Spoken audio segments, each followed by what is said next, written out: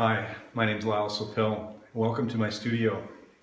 We did this a little earlier today, filmed my work in progress in the studio and posted it on Facebook, and we've had a little accident and it got deleted, so I felt it was really important to have this posting up again on Facebook, so I just wanted to do it one more time and make sure that we got our message across with this film. So we started with this idea of sharing how I create different pieces. And so I have here 3 mice that are made out of agate. It's a Chalcedony agate, so it's a very nice blue color, and I can show you this one under the light.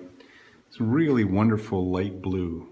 And you can see this mouse is made fairly well defined now. It's been carved as a form, and what I'm doing is just kind of smoothing the surface up on it. So I did this one yesterday, and today I roughed in 2 others. So this is what I do with the 1/4-inch diamond grinding wheel that I have, and then I go to a smaller bit and put in the details. So that's where I'm at right now. I'm using this one that I worked on yesterday as a reference, and so I'm going to bring the other 2 down into that form. So this one still looks a little big, and I'm going to probably shorten up the body part and the head part to bring it back into proportion with the other one. So this is part of a larger creative project, which I will show you in a few minutes. And I'll also talk about the creative process and what I'm actually involved with in this project and how it's come about. But I just want to demonstrate a little bit on how I sculpt these pieces right now. So let me just turn on my machine and I'll give you some examples of how I do that. So first of all, this tool that I'm using is a diamond it's got a diamond edge on the face of the tool, and that's like electroplated onto the tool. And I buy these tools from Best Diamond in Taiwan. And if you wanted to order these tools yourself, you could just go online and look up Best Diamond, and they have a great catalog online, so you can choose what you like from them. Fairly inexpensive for these, and I like to use them because when they go dull, I just discard them and get another. Very nice to have fresh tools all the time. So let me show you what I'm doing. So I'll start here like this and work it. I should actually work with a little bit of water, but sometimes when I use water on the surface, I can't actually see what I'm doing. So I'm being very careful at this point and just gently carving around the surface. What I'm trying to do is identify the eye. So I'm just going to leave a high spot where the eye can be made.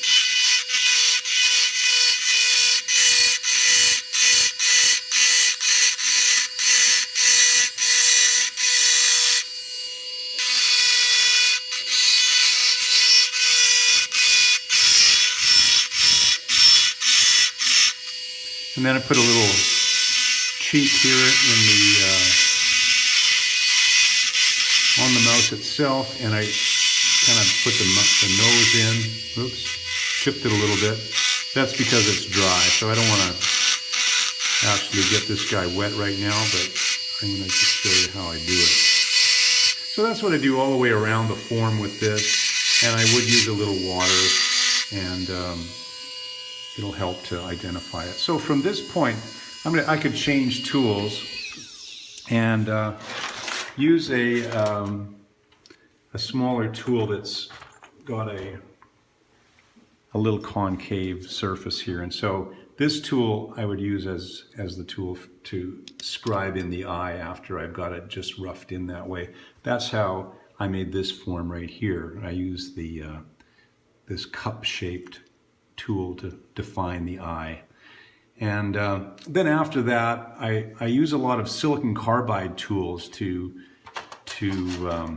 actually shape the form. So after the diamond work is done with the tooling and get it as close to the proportion as I want, then I use a variety of silicon carbide tools. And these are 220 grit silicon carbide that I've made. I've just taken a core drill right out of a grinder and glued it onto an old diamond bit. And I like doing that because I can shape them any way I want, and then they can fit tightly into the forms that I've been carving and smooth the surface. So that gives me the rough in, the detailing and the forming, and then the finishing with this tool.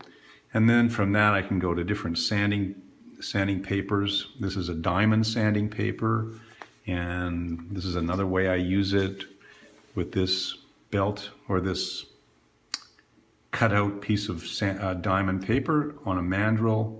And I just use that around in various places. It's soft and flexible and easy to get around places and corners, so that's very nice for me.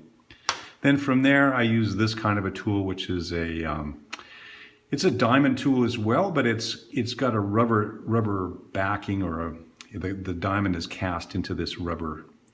And that's really nice for the very finest part of the finishing. And I'll use a 220 one, and then I'll go into a 600 one to get in and do all the fine smoothing of the surface. And then I may put the detail on it with another diamond tool and then polish it. So, but I take it up to about a 600 finish, and then I polish it. So that's my process on it. And as you can see, the tail part is delicate. And one of the things I wanted to talk about today is, how do you do a piece that's so delicate, and how do you, like, if I tap it or bump it with the tool, I can break that off so easily. Agate is hard, but it's also very brittle. So it takes a lot of focus and attention to actually be able to carve that kind of thing. You have to have total focus and total attention. Now, one of the things that I have had a lot of challenges with when I first started carving was identifying with the art that I produce. And I really can describe it in only one way, that when I would produce sculptures that I really loved, then I'd feel like I'd compliment myself and I'd start feeling really good about what I was doing, and I'd really identify with the piece, and I'd say to myself how wonderful I was. And then the very next step afterwards, I'd bang it into a machine and I'd break something. And this used to happen often. I'd get to a point where it's really delicate and really wonderful, and then I'd go, wow, that's so great. And then the next step would be to break it. So I contemplated the idea, and I realized what I was doing was I was identifying with this thing, and I was not separating myself from the object. I was thinking of myself as the accomplishment that I was doing. So that simple little psychological thing was really tripping me up when I was trying to do delicate work, because I couldn't stay focused. I was staying focused on myself rather than staying focused on the article that I was working on. So when I realized it, I actually was able to do much better work when I was able to separate myself from the sculpture. And so that was my process, and I really felt like that was a turning point for me in my progress with delicate work. And so that's really something that I keep in mind a lot when I'm doing this kind of work, is not to identify with it and realize, well, if the tail breaks off, I have another piece of material, I can make another one. That'll be fine. I'm not going to worry about it. I like this. I like to test myself, and I like to push what my limits are, and actually I get better that way. So let me show you what I'm doing with this.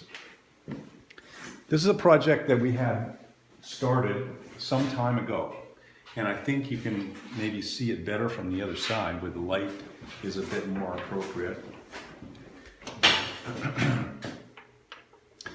So this was a creative endeavor that I didn't really have a plan for when I started it. I wanted to experiment, and I think surely as an artist you must do this as often as possible, is experiment with different ideas. So I'd never worked with yellow jasper before, but I liked it as a body for a barn owl. And what barn owls are for me is this really nice white face, and that's kind of the real aspect, or the visual part that I identify with the barn owl, is a white face. So that's what I really wanted to do, is create a barn owl with a white face. So I thought, okay, put the composition in with a tree and a baby. But when it was finished, the baby was just looking outright and the mother was sitting up on top looking outright. So there was no real strong storyline. And you've heard this before from me, that storyline is really so important. And so I felt uncomfortable about it, and I just couldn't continue. I had to stop, and so that's sort of one of my modes of work as well, is to stop, and when I'm uncomfortable with a piece, and just give it some thought, and I just allow my imagination to go free with it, because it felt like I was really pushing the idea. So what I came up with this was the thought of making it a little more interesting by putting the baby looking out around the corner. So I chose to add these blue chalcedony mice to the piece, because there's a blue base underneath and it's a little more interesting. What's, as a painter might say, there's some missing colors here. We're all kind of in the dark zones here and in the yellows, and we need a color that's at the opposite end of the color spectrum to make it, fuller. So blue came into mind, and here we go. Add the mice around the base of it, and I'm just going to stick these on with a plaster scene just so that you can get an idea of what I've got going here. So when they're all finished and textured, they're all going to be set up like that around here. And so as you can see, I've got a story, like an idea has come up out of this static. It was static at some point. So now I've got this idea that's not static any longer. I've got a little story going on with the mice. We've got the mother with her eyes half closed and the baby with its eyes half closed, and the three mice running around it. So, what changed from this piece? Well, it was a simple little thing. It was a concept idea, but it just needed to be tweaked just a little bit more. So, being creative is not about just following through with an idea. If you've got a drawing and you follow right through to follow the drawing as you've drawn it, then it's going to come out, in my mind, it can be static. It doesn't necessarily have the punch or the power that it might have if throughout the process of the creation, you're open to what could be. There's more possibilities all the time. So the creative process for me is about being live. Everything has to be live all the time. Be open to the possible change and the possible identifying of a more interesting kind of subject. So that's what I was saying earlier about identifying with the sculpture as your own. So if you have this kind of a closed perspective on, well, I did it and that's good enough, then it's going to be, you're going to put your own limits on it. So in my mind, it has to be controlled, but also open in some way, so that the creative process can be followed as you create the piece. And I think that's what I'm doing here, and that's why I wanted to use this as an example. So I have a really favorite author that I've been reading lately. His name is Ken Robinson. And his name is Sir Ken Robinson, by the way. He's English. And he has described creativity in this way. Being creative does usually involve playing with ideas and having fun and enjoyment and using your imagination. But creating is also about working in a highly focused way on ideas and projects, crafting them into their own best forms and making critical judgments along the way about what will work best and why. In every discipline, creativity also draws on the skill, knowledge, and control. So it's not about letting go. It's not only about letting go, it's about holding on as well. So you need to have critical judgment is what he's saying. You have to have critical judgment of your work while you're involved, but you also have to have this sense of play and pleasure and joy around this kind of thing as well. So that's the only way that it's going to be interesting and wonderful for the viewer to really appreciate the joy of the piece. So I was thinking that really a fun title might be "Sleeping on the Job," or I think it was Chris Sewell suggested something about the mice are at play, or something like that. So, you know, when I work on pieces, I try not to be too stressed about them, and even if I have deadlines, if I find that the piece is not working out the way I want it to be, then I will put it aside. I think that's a really critical aspect of the creative process, is if you get stuck or you get bogged down or some way, you have to put the piece aside. If I was to push it through and finish it, then in the end I'll be unhappy, and if I'm unhappy, then I'm sure my clients are unhappy too. So it's really important that I feel good about it before I send it out to anybody else. So there was 3 points also that I brought up in my thriving in the creative world that I wanted to address before I go. Is that you know, how do you decide as an artist on what you really want to create? Like, how did this piece come up, and what decisions did I make to come up with this idea? So the 3 points that I came up with is why would you do this piece, and who would you do it for, and what would you want from it? So what are the gains? And so first thing is, like, why did I want to create this? And I explained that I really had this desire to create the white face for a barn owl. That was sort of my goal. I really loved to see that. So that was my impetus to get to it. And who was I going to create this for? Well, it was an experiment to begin with. And this piece I created for myself. I just really wanted to play with the idea of different forms, different materials. So that's what I did.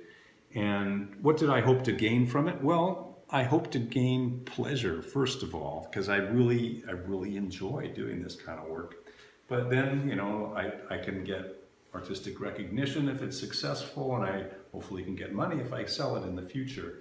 So that's all part of it as well.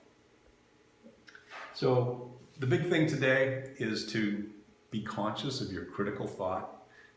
Don't identify with your work, but you need to have constructive criticism, either from the outside world, listen to people's comments, or listen to your own inner critic. Is it good enough? Do you think you can improve this if it's not working well? So